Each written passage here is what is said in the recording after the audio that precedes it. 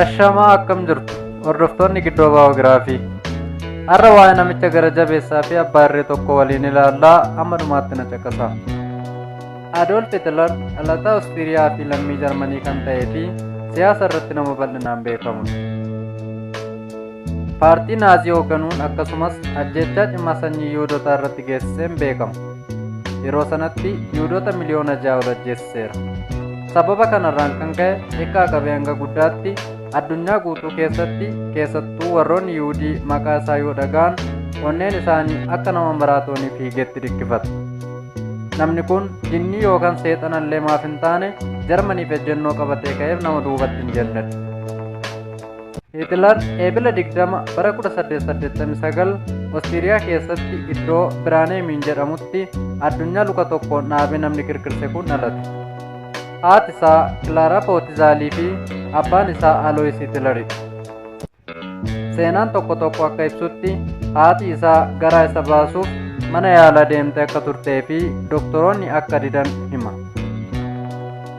Hitler yeroo ijoollummaa isaatti abbaa isaa fi barsoota mana barumsaa isaa keessa jiran waliin yeroo baay'ee wal dhabaa ture. Inumaayyuu sababa abbaan dhiibbaa sarraan ga'een boodarra akkas ta'e jedhu.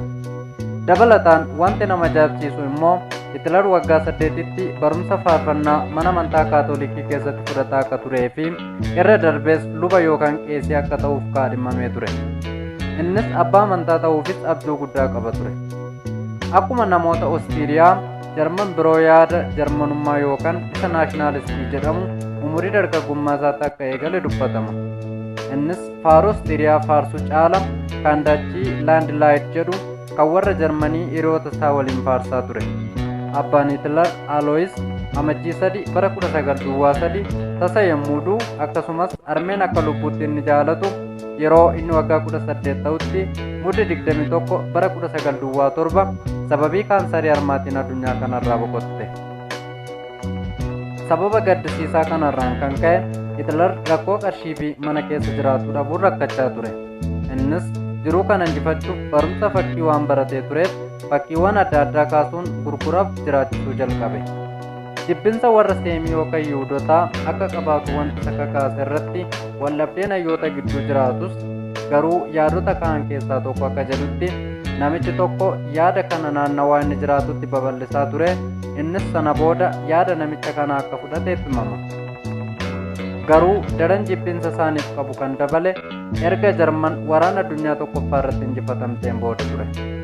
Paartii naaziitti kan dabalame bara 1921 ture. Amajjii 30 bara 1933 chaansilara ta'uun akkasumas bara 1933 bitootessa keessa gara aangootti ol ba'e. Innis sadarkaa kana bira ga'uuf dadhabbii hedduu taasisee ture. Manadhaa keessas tureera. Hagayya 22 bara 1939 Adolf Hitler waraanaaf of qopheessuuf loltoota isaatti Poolaandii weeraruuf akka ta'ee fi qophii akka taasisan dhaamsa dabarse. Sana booda fulbaana 1 bara 1939 Poolaandii weeraruun lixa Poolaand of harkatti galfate. Sana boodas Firaansii fi Ingilaandi fulbaana 3 waraana Jarman irratti labsan. Weerarri Jarmanii kunis waraana addunyaa lammaffaa namoota baay'ee fi qabeenya hedduu mancaaseef sababa guddaa ta'eera. Hitler weerara kana booda biyyoota hedduu weeraruunii fi humnaan qabachuutti fufe. Yaadni isaa akka Naapooliyoon Boonapaartee yaale sana Awurooppaa tokko gochuuf ture fakkaata. Jalqaba irrattis weerarri inni taasisu kun baay'ee sodaachisaa ture.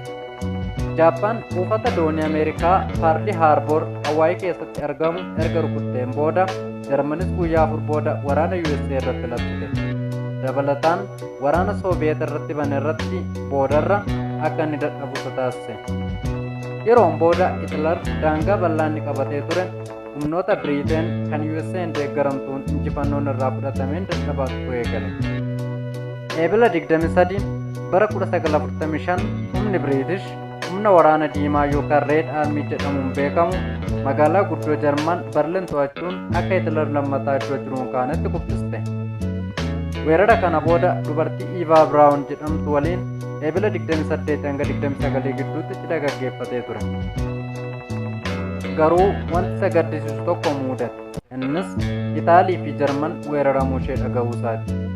Innis sana booda injifatamuu koo dhaga'uu irra yoon of ajjeese naaf wayya jechuun qawwee qabatee jiruun of dha'ee of ajjeese. Hitler jireenyi dhuunfaa isaa haadha manaa amma fuudhe kana wajjin Iivaa Biraawun wajjin kan wal bare bara 1929 ture. Eebila 29 bara 1945 kan wal fuudhan ta'us ganama sana lachan isaaniiyyuu of ajjeesanii argamaniiru. Waa'een Hitler wanti baay'ee nama ajaa'ibu immoo dhala namaaf akkasitti utuu ajjeesisuu mirga bineensotaaf baay'ee falmuun nama beekamudha. Waan jaalattanii na hordoftaniif galatoomaa. Horaa bulaa. Giddoo baayogiraafiidha.